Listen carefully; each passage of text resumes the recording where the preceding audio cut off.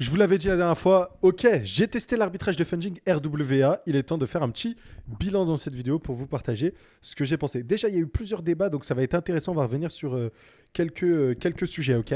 Donc, commençons déjà. XYZ, du coup, les mecs qui ont fait Unit, donc tout ce qui est pair spot que vous voyez ici, c'est les mêmes mecs de chez Unit qui ont créé Trade XYZ. Et avec la mise à jour HIP3, donc n'importe qui sur Hyperliquid peut lister des paires, ses propres paires, donc ils doivent payer un petit fees, c'est eux qui s'occupent de l'oracle et tout ça. Mais en gros, ça permet de lister de manière permissionless, donc sans permission, n'importe quoi sur Hyperliquid. Donc là, en l'occurrence, eux, ils sont spécialisés sur les equities. Donc ils ont listé le Nasdaq, le XY100, c'est le Nasdaq. Il y a aussi quelques actions et vous voyez tout ce qui devrait arriver. Donc là, il y a d'autres actions qui devraient arriver. Dites-vous là aujourd'hui, ils ont rajouté Meta. Meta, il n'y avait pas avant, mais là, il y a Meta.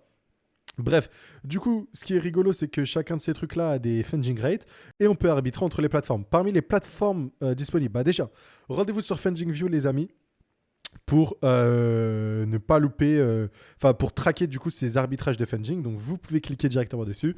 Voilà, c'est le petit SaaS que je développe avec un ami à moi que j'ai rencontré en prépa. Donc voilà.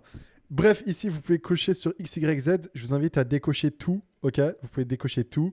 Et si vous voulez les paires RWA, vous avez Vest. Donc là, vous pouvez voir un peu les arbitrages. À l'heure actuelle, le meilleur, c'est Palantir. Et je crois que c'est Tesla le meilleur en fait. C'est Tesla, ouais. Average 0,25. Donc ça fluctue pas mal en vrai de vrai. Mais vous avez le truc. N'oubliez pas aussi sur Vest, le week-end, il y a des spreads de dingue. Donc moi, je me suis fait fracasser. Donc le week-end, faites attention. Mais il y a 5%. Et vous voyez, c'est ça qui est cool avec FundingView. Moi, c'est vraiment un outil que j'utilise. C'est pour ça que j'ai développé. C'est que directement, je peux voir le spread de la paire. Ok.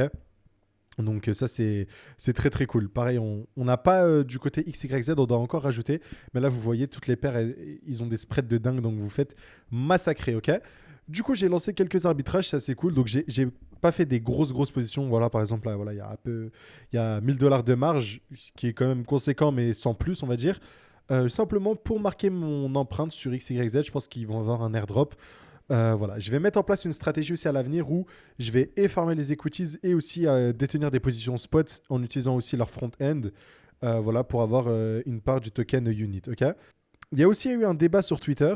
Donc hop, je l'ai retrouvé juste là. Donc en ce moment, il y a un logiciel, une app s'appelle Trade.fi qui met à disposition des stratégies de market making et un bot pour faire du delta neutre en automatique qui fait énormément de bruit. Et l'outil est très très cool. Je vous invite à l'utiliser si jamais vous voulez automatiser vos trucs. Voilà, pour ouvrir des positions, ne pas faire à la main et tout. Mais du coup, ce que je racontais, c'est que en fait, quand tu trades avec ce genre d'outil-là, ce qui se passe, c'est que tu passes par l'API. Ok. Donc, et quand tu passes par l'API, c'est que tu passes pas par si vous voulez, l'interface de base et vous passez par directement faire un appel à l'API, quoi, tout simplement. Donc en fait, le système, si vous voulez, le Perpdex en l'occurrence, c'est que vous êtes un trader qui passe par API. Et souvent, pour la plupart des Perpdex dorénavant, vous êtes flag et vous gagnez moins de points qu'un utilisateur retail qui passait par l'UX. Ok, c'est aussi simple que ça. Donc, si jamais vous voulez automatiser, c'est cool. Mais ce que je racontais ici, ça dépend de toi. Est-ce que tu veux automatiser le tout, juste générer du rendement, que ce soit sur les arbitrages de funding ou genre farmer du volume, ou tu veux avoir un maximum de points. Je ne sais pas s'il flag le volume sur Paradex, mais je sais que sur Lighter, si vous tradez via l'API, sachez que vous avez nettement moins de points que si vous tradiez sur l'UX de base comme un retail. Donc, à vous de voir ce que vous voulez faire avec cette information. Donc, vous pouvez faire les deux ou pas. Moi, je voulais juste le préciser en fait sur Twitter parce que les gens hésitaient. Ça dépend de ce que vous voulez faire. Si vraiment vous voulez automatiser stratégie, pourquoi pas. Mais attention, vous gagnez moins de points. Ok. Bon, pour revenir sur ces arbitrages là, il y a deux plateformes avec lesquelles je fais. Il y a Vest et comme je vous l'ai dit la dernière fois, j'avais ouvert le week-end. Du coup, j'ai mangé une perte de 95 USD. Donc ça, c'est à cause des frais du week-end. Donc 95 $ de fees pour ouvrir le week-end, donc c'est aberrant. Et j'en ai une autre aussi avec Nvidia. Ce qui est cool, c'est que pour les arbitrages de funding, sachez que vous pouvez regarder la tendance globale. Donc pareil, vous allez sur FundingView, vous allez sur l'History Explorer. Je vous dis pas ça pour chill FundingView, hein. Je vous dis vraiment ça parce que c'est vraiment un outil que j'utilise. Donc hop, on va mettre XYZ, on va cacher les autres parce qu'on veut juste voir comment est le funding. Et là, par exemple, l'arbitrage que je faisais, c'était Nvidia, ok. Donc là, j'ai cherché NVDA. Hop, vous voyez, le funding, donc il bouge pas mal, mais il est en majorité à la hausse, ok, depuis ces derniers temps. Pas énormément, parce que vous le voyez, Là, ça, vous le voyez en fait au niveau de la variation, parce qu'il y a pas mal de négatifs. On verra ce que ça donnait. Je pense que ça sera positif de plus en plus. Mais grosso modo, ici, j'ai gagné 12 dollars. Et si je vais sur Ostium, il n'y a pas de funding fee. Il y a ce qu'on appelle un rollover fee. Donc, comme eux, ils fonctionnent un peu comme le marché traditionnel. Genre, sur Ostium, tu peux ouvrir des positions quand le marché est ouvert, quand le marché est fermé. Les marchés traditionnels, genre heure de New York, je crois que c'est la bourse de New York. Dès que c'est ouvert, bah, tu peux trader. Dès que c'est pas ouvert, tu peux pas trader. Le week-end, c'est fermé. Donc, tu peux pas trader les stocks. OK? Et donc, tu regardes le rollover fee, ça m'a coûté 2 dollars, mais les funding, ils m'ont rapporté 12. Donc, au final, je suis gagnant. Et c'est ça qui est fort avec Ostium. Et en plus, j'aime beaucoup la plateforme. Il y a énormément de paires disponibles. Il y a vraiment énormément de trucs à arbitrer. OK, vous pouvez aller sur XYZ, tout simplement. Hop, juste là, vous cherchez un truc, je sais pas, il y a quoi? Il y a. Alors, on va regarder Google. Google 10,95. Bon, là, le funding, c'est cool, mais toujours regarder le funding historique pour voir comment ça se comporte. Même si, comme c'est très très jeune, le comportement est très très volatile, vous le voyez. On voit que c'est toujours au-dessus et il y a même des pics à 600%. Donc là, ça va être magnifique. Ça veut dire qu'on va pouvoir vendre sur XYZ pour récupérer les 10% annualisés, voire beaucoup plus. Et acheter comment ça s'appelle? Sur Ostium. Là, je ne peux pas, vous avez vu, c'est close, mais lundi, par exemple, quand ce sera ouvert. Et sur Ostium, on va payer que environ 5%. Donc, il y a 5% à venir dégager. Voilà, aussi simple que ça.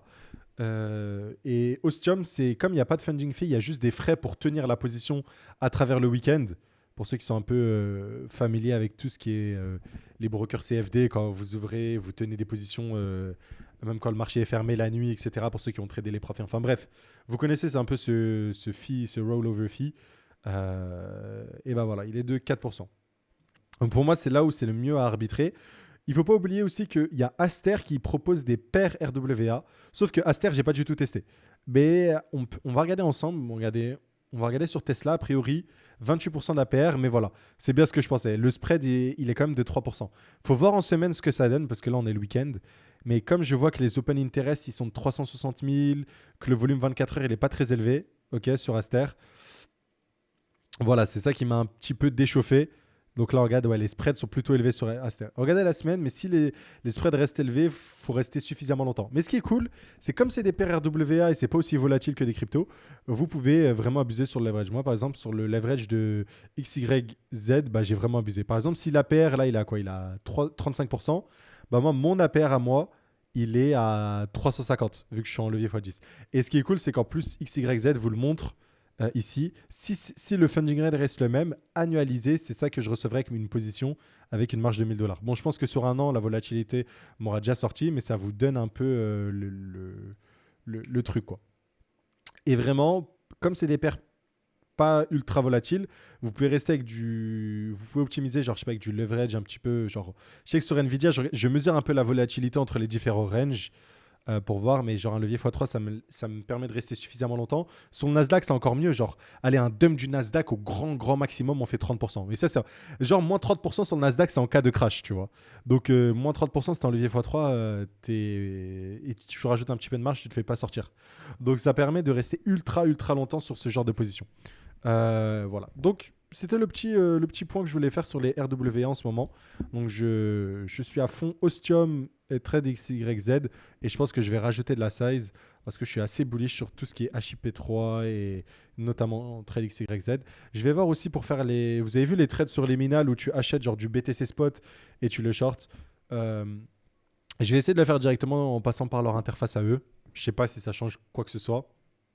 J'ai fait un petit tweet où je vous expliquais, c'était là, voilà.